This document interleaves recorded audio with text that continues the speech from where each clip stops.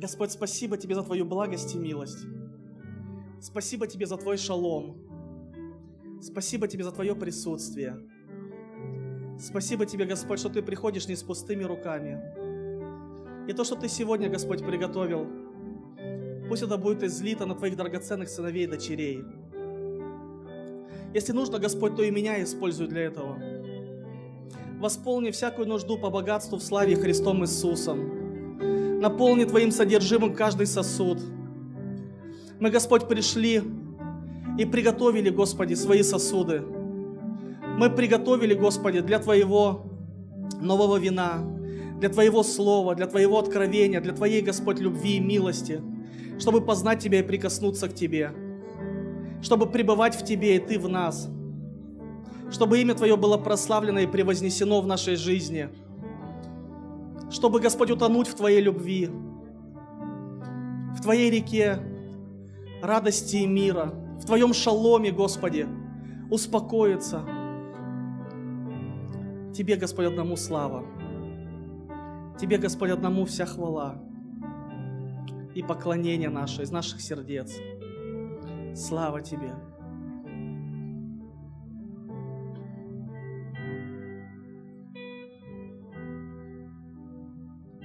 Аллилуйя.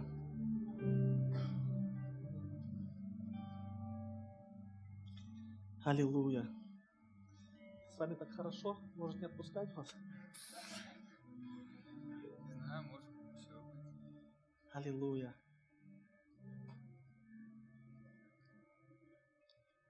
Иоанн видел откровение. Бог дал ему увидеть духовный мир и открыл его глаза духовные, глаза духа. И сказал ему: запиши это видение. И он начал писать. И Бог показал ему будущее. И в 3 главе, в 20 стихе книги Откровений мы читаем: «Се стою у дверей и стучу. Кто услышит голос мой и отворит дверь, войду к нему и буду вечерять с ним, и он со мной». Стою у дверей. Иоанн увидел видение. Иоанн увидел духовный мир, как Господь стоит у дверей и стучит. И художник один изобразил эту картину как дом, у которого одна сторона уже такая заросшая, там растения всякие, и дверь, но дверь без ручки, что с этой стороны ее не открыть. Можно только постучать, чтобы открыли изнутри. И знаете, это так напоминает, это такой прообраз нашей жизни, нашего сердца, когда Господь стоит и стучится. Когда Господь хочет войти в нашу жизнь. Когда Господь хочет войти и быть вместе с нами. Но мы только вправе открыть Ему или не открыть. Позволить Ему войти в нашу жизнь или не позволить. А Господь говорит: я-то хочу. Я хочу войти, но ты должен услышать. И так порой за суетой, за погонями, во время погоней, за богатством, за обеспечением, вот попадая в суету, мы порой так увлечены своей жизнью, своим самообеспечением. Хотя это неплохо, но это так увлекает. И Иисус однажды сказал, что посеянное в тернии означает, как человека, который попал в суету, в жизни которого эти семена выросли, но человек слышал слово, но они заглушили его. И это означает того, кто, желая обогатиться, попав в суету, потерял слово. И иногда вот мы, попадая вот в это состояние, желая, как бы вроде бы и неплохо, но желая принести какой-то уют, обеспечение, какое-то нормально, достаток в свою жизнь. Мы так этим увлекаемся. Это неплохо, но мы просто этим так увлекаемся, что мы часто не слышим, как Господь стучит. А Он стучит, потому что Он хочет войти вовнутрь. Потому что, слава Богу, когда Бог рядом с твоим домом, но лучше, когда Он внутри. Хорошо, когда Господь рядом, когда Бог рядом. Слава Господу, когда он приходит, и даже просто рядом с Ним постоять, слава Богу. Когда Он рядом с тобой постоит, уже слава Господу. Но Он так хочет попасть вовнутрь дома. И Он говорит, кто услышит? Господи, открой наши уши. Господи, открой наши уши. Дай нам слышать Твой стук, дай нам слышать, Господь, когда Ты подходишь к нашему дому, к нашей жизни. Дай нам, Господь, слышать Тебя и реагировать на Тебя. И в книге «Песни песней» описана ситуация, когда жених пришел и постучался. А она из дома говорит, извини, ты знаешь, я уже помылась, уже душ приняла, и уже на кровати лежу, и уже я не хочу вставать, пол грязный. Я потом опять мыться идти. А написано, а он развернулся и ушел. А там еще написано, что с ручек тек елей. Потому что когда Господь приходит, Он приходит не один. Он помазанный. Его руки помазаны, Он хочет прикоснуться. И он брался там, пошевелил, а не открывалась. И она приходит в себя, невеста. И говорит, что это я? Что это я? Ну-ка быстро пойду. Открывает, а его нет. Знаете, я просто думаю, сколько же, Господи, я пропустил вот этих вот побуждений. Когда внутри Дух Святой побуждает пойти в тайную комнату. Когда Дух Святой побуждает открыть Слово Божье, почитать. Когда Дух Святой побуждает кому-то подойти, что-то сказать. Когда Дух Святой побуждает принести какую-то жертву. Жертву, может быть, себя общения. И я думаю, Господи, сколько же я пропустил вот этих вот внутренних, вот этих вот желаний, которые приходят от Бога. Кого-то, может быть, посетить, а в этом был Бог, который стучался. Который приходил и стучался, чтобы войти. А я просто, думаю, не отреагировал. И знаете, это так похоже, когда после этого думаешь, Господи, что это такое? Начинаешь его искать. И начинаешь снова, начинаешь идти в тайную комнату, начинаешь открывать Библию. Ну, как обычно, как раньше, где ты его находил. Но вдруг раз, и его нету. Кто-нибудь переживал такое? Когда, как обычно, ты приходишь, и там, где оно срабатывало, вдруг раз, и нету. И такое чувство, такое, ой, Господи, что это такое? А его нет. И начинаешь его искать, начинаешь пробовать все свои методы, которые раньше работали. И я попробую молитву домогательства, и я попробую и пожертвования принести, я попробую кому-то сходить, и так попробую, а его присутствия нету. И ты начинаешь его искать, и она пошла его искать. Она приходит к одним, вы не видели моего возлюбленного, написано, ее избили, изранили. Но все-таки она его нашла. И знаете, я думаю, как важно нам вот не пропускать вот эти побуждения, когда Господь приходит и стучит. Вот эти побуждения, когда Бог дает какие-то желания, а мы чувствуем, мы все равно же чувствуем, мы духовные, мы духом чувствуем эти желания, эти побуждения. Но просто мы так увлечены собой или чем-то, что мы можем подумать, да куда он денется? Да что будет? Я сейчас закончу свое. Господи, подожди немножко. А он раз и не подождал. И ушел. Но он говорит, но если ты услышишь мой голос, если ты отворишь дверь, то я войду к тебе. Я войду к тебе и буду вечерять с тобой, а ты со мной. Бог хочет свое присутствие извне поместить вовнутрь тебя. Послушайте, Бог хочет свое присутствие, себя поместить внутрь твоего дома. Писание говорит, мы храм Духа Святого, и Он в нас. И Писание говорит, что в Ветхом Завете наступают дни, да, когда я войду в них, буду их Богом, они будут моим народом. Буду ходить в них, жить в них, буду пребывать в них. И апостол Павел говорит, что вы храм Духа Святого, разве вы не знаете? Потому что вы соединяетесь, потому что присутствие Божье, оно помещено вовнутрь. И Господь говорит, стою и стучу, и кто откроет? Я к тому войду, и в жизни того что-то будет происходить. В жизни того что-то будет происходить. В жизни того будет что-то происходить. Аллилуйя.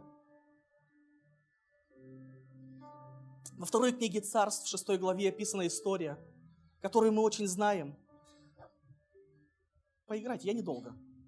Я сегодня недолго.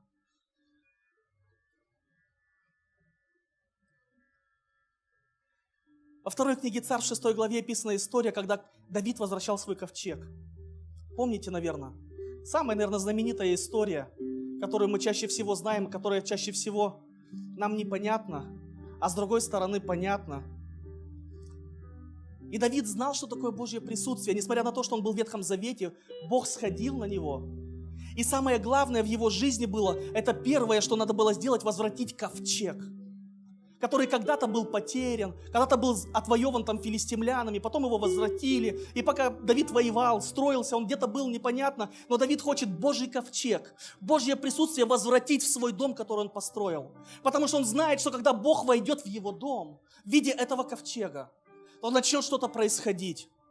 И он устраивает шествие, он устраивает вот этот вот великий переход, где приносятся жертвы.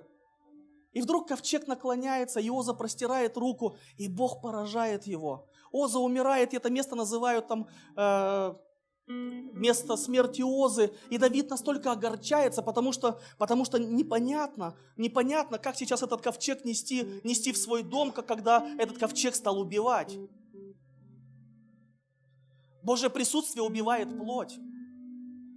И если я по плоти пытаюсь к Божьему присутствию прикасаться, пренебрегать им, по плоти что-то делать, оно может убить эту плоть. Но я сейчас не об этом. Давид берет и говорит, оставим этот ковчег в доме Авидара Гифянина, потому что не знаем, как оно там дальше будет. И через 3 месяца весь Израиль узнал, как Бог благословил Авидара Гифянина. Все об этом узнали, потому что этот ковчег, как образ Божьего присутствия, был помещен в дом этого Авидара Гифянина. И Бог его благословил во всем. Когда мы позволяем, когда Бог стучит, и мы позволяем ему входить, когда мы реагируем на Него, когда есть вот эти вот позывы, что Бог стучит, и когда мы открываем, когда мы реагируем на это, и позволяем Его присутствию прийти, то Бог благословит весь твой дом. Авидар не хотел, чтобы он у него остался, ему просто деваться было некуда. Я думаю, что когда там крутили рулетку, у кого его оставить, и выпало на Гифянина, он, наверное, там перекрестил: Господи, только не у меня. Оза умер, сейчас, не дай Бог, еще меня тут кара настигнет. Его присутствие Божье без желания, без хотения Авидара пришло в его дом и все равно благословило. И все равно благословило весь его дом. Весь его дом. Я даже могу себе представить, как там все это происходило. Когда ковчег стоял, и Авидар там вот обходил его стороной, чтобы там не только руку, чтобы не посмотреть на него, но Бог благословил его. Написано, во всем благословил. Потому что он позволил Божье присутствие в свой дом ввести. Вошло. Аминь. Господь говорит, стою и стучу. Кто услышит и откроет, я к тому войду. И что-то будет происходить. Аминь.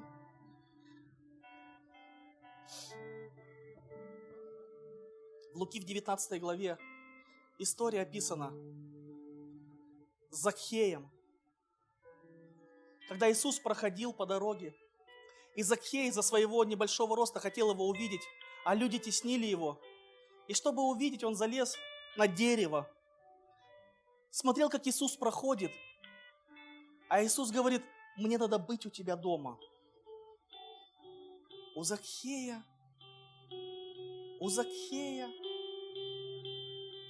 у этого гаденыша, который людей обдирает.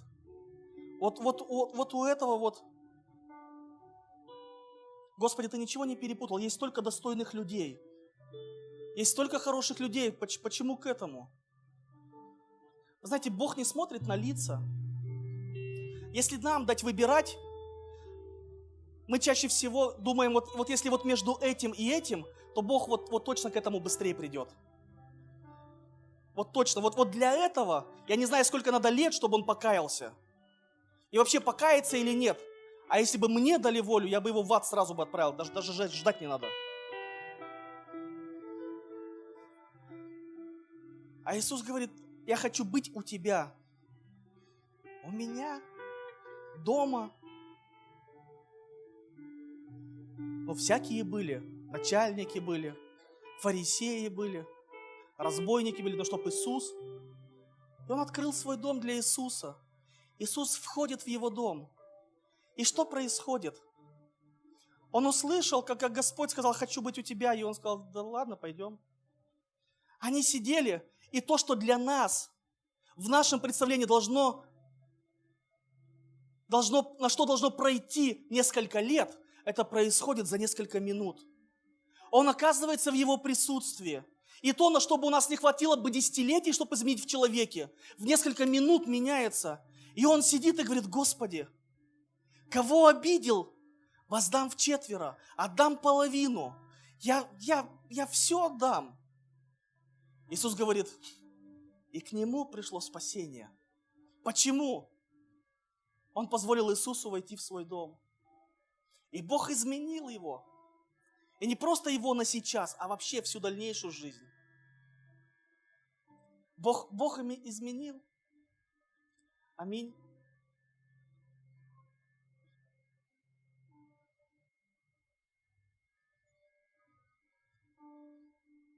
У отца умирает дочь.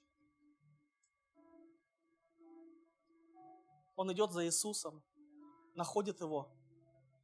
Говорит, пойдем ко мне домой. У меня дочь болеет. Иисус говорит, пойдем. И пока шли, только говорит, подожди, я тут одну исцелю, вторую. И приходит к дому, а там плач. Там уже народ собрался. И надо войти в дом, а все вокруг говорит, да что туда входить, там уже поздно. Уже умерла. Иисус говорит, спокуха, не бойся, только веруй. Написано, Он выгнал всех вот этих вот, кто делал вид плачущий. Вошел в дом и исцелил ее, воскресил ее и отдал ее здоровой. И я вижу, что когда мы позволяем Богу войти в наш дом, даже то, что, казалось бы, для нас умерло, в Его присутствии оно оживает. Оно воскресает. Даже если мы что-то потеряли, и кажется, уже потеряли безвозвратно, то когда мы позволяем Ему войти, то Он говорит, я есть начальник жизни и совершитель веры. Он говорит, я есть жизнь и воскресение. Если и умрет, то воскреснет. Потому что Он говорит, я есть воскресение и жизнь. Слава Богу! Еще одна история. К Корнилию приходит ангел и говорит, пошли за Петром, который сейчас молится. Корнилий посылает несколько человек. Они приходят, находят Петра. Говорят, Корнилий тебя зовет. Петр перекусил вместе с ними и пошел. Приходит в дом Корнилия, звал. Это 10 глава книги Деяний. Что хотел? Он говорит, вот пришел ангел, Сказал, позовешь Петра, а он уже все, что нужно, скажет. Петр говорит, хорошо, окей. Написано, вошел в дом Корнилия и начал говорить. И Дух Святой сошел на всех язычников в первый раз. И все получили спасение. Что до Иисуса Христа? Божье присутствие, ковчег Божий, в виде столба или облачного огненного. Но было Божье присутствие, которое приносило изменения. Что во времена Иисуса, куда бы Он ни входил, в чей бы дом ни входил, происходили перемены. Что после Иисуса Дух Святой делал то же самое. Когда мы позволяем, мы можем назвать всяко Дух Святой или Иисус, то в принципе то же самое, Он не обидится, если ты Иисуса назовешь Духом Святым и наоборот. Когда Он приходит, в дом стучит, если мы отворяем, то происходят перемены. Он говорит, я войду. Кто творит? И буду вечерять. С Ним, а Он со мной. Он говорит, я, поужинаю. Я просто посидим, покушаем. Посидим, покушаем. Господи, подожди, а у меня там проблемы. Какие проблемы? Когда я у тебя. Так подожди, у меня денег нет, у меня... Успокойся. Успокойся. Господи, да как, давай покушаем. Давай повечеряем. Что у тебя есть? Давай. Самое интересное, Писание говорит, что Он накрывает стол. Когда мы Его впускаем, Он накрывает стол. На виду врагов, на виду всех проблем. Он сам накрывает стол и говорит, успокойся, давай поедим, давай поговорим о том, о сём. Давай расскажи свою жизнь. И иногда так еще удивляется, да ты что, прямо вот так вот и было. Но знаете, когда Он входит, на самом деле, когда ты переживаешь Его присутствие, на самом деле ты забываешь про свои проблемы. И те, которые казались огромными, они в Его присутствии кажутся... Бог пришел. Сам Бог, начальник жизни, пришел. Какая проблема? Он ко мне пришел. И Писание говорит, Он стоит и стучится, хочет войти. Хочет войти в твою жизнь. И куда Он войдет, туда придет благословение. Как тот ковчег, который попал к Гефянину Авидару, принес благословение на весь дом. Придет спасение, как оно пришло в жизнь. На смоковнице сидел Закхей. Придет спасение всему семейству, всему дому твоему, как это было в жизни Корнилия. И даже если что-то ты уже похоронил, какую-то идею, мысль, оно в Его присутствии воскреснет. Потому что, если ее умрет, оживет. Потому что сам начальник жизни приходит. И он говорит, я стою и стучу. И сегодня он в миллионы жизней стоит и стучится. И первое, что я бы хотел сказать, есть ли на этом месте люди, которые в свою жизнь никогда не приглашали Иисуса, никогда не говорили, Господи, войди в мою жизнь. Будь моим Господом и Спасителем. Он, может быть, стучался уже давно, и давно уже были эти импульсы, что что-то надо менять, что-то нужно делать. А что делать? В мою жизнь Господь стучался давно. И я искал Его во всем. Я приходил, я не знал Бога, ровно как и вы. Я приходил на кладбище, потому что я только там чувствовал какое-то место покоя. Не то, что каждый день. Когда кого-то хоронили, своих друзей там, или близких. Я просто там чувствовал мир. Я приходил, и в этом мире я пытался разговаривать с Богом. Я переживал там состояние какого-то умиротворения. И я говорил, Господи, вообще где ты? Кто ты? Что ты хочешь от меня? Я пытался Его искать. Я приходил в храм, в молитвенный дом, вернее, там вот на конечной вагонке. Я приходил, задавал вопросы. Мне не отвечали, может быть, потому что пьяный был, может быть, потому что задавал не те вопросы, не знаю. Я искал Его. И может быть, ты тоже Его ищешь везде. Спрашиваешь, задаешь вопросы. Сегодня люди задают вопросы. У людей сегодня столько вопросов, потому что даже Писание говорит, что тварь, она ожидает откровения сынов. дочерей Божьих. Сегодня у людей множество вопросов. И если у нас есть хорошее общение с людьми этого мира, они тебе обязательно эти вопросы задают. Они говорят, а почему тогда вот это происходит? Почему вот это произошло? А как же вот это, вот как на это смотреть? У людей много вопросов, они ищут Бога. А почему? Что это значит? А потому что Бог стоит и стучится в жизни сегодня многих. А у меня сегодня столько дел. У меня сегодня столько амбиций и желаний свою жизнь сделать круче, чтобы мне порадостней было, чтобы у меня побольше было.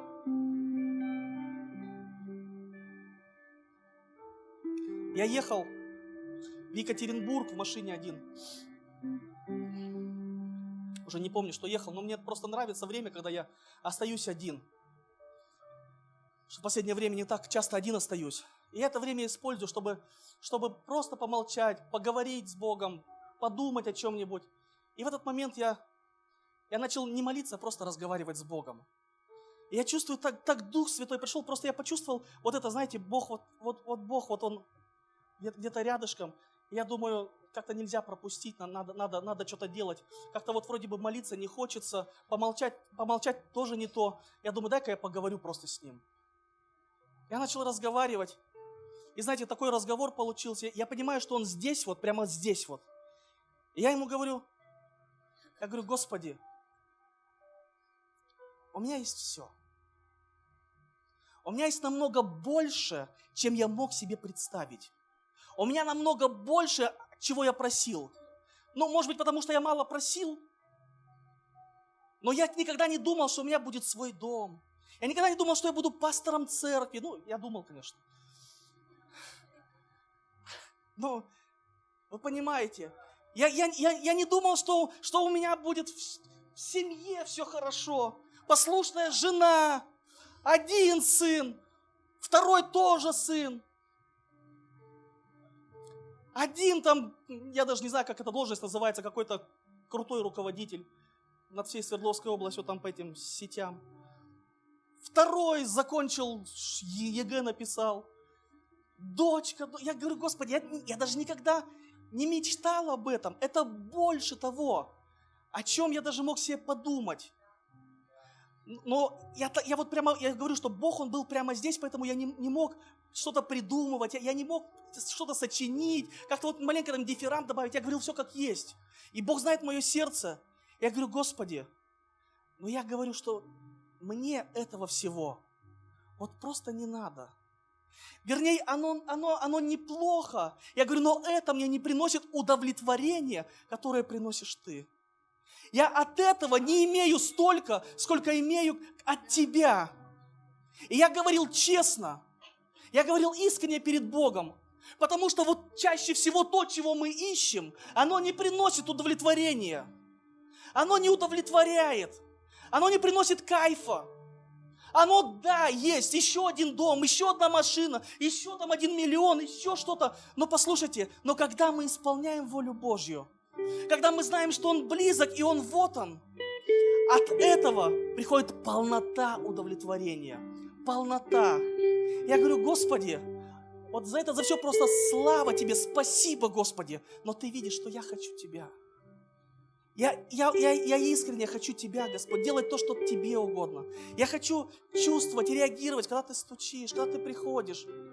Я хочу видеть, когда люди обращаются к Тебе, когда люди меняют свою жизнь старую на новую, когда Бог возвращает родителей в семью, когда человек становится на колени и плачет от Божьего присутствия, и когда я вижу, что Бог меня в этом хоть немножко использовал, я чувствую, вот она полнота, вот оно счастье. Служить Богу.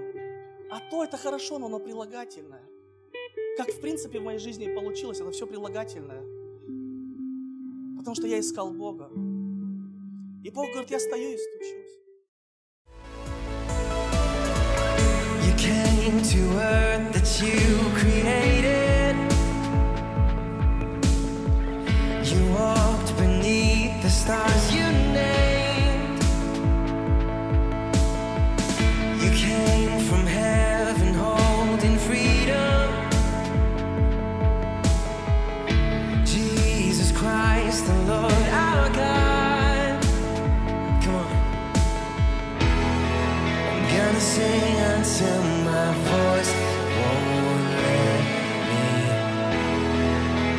as thunders roar, I'll shout your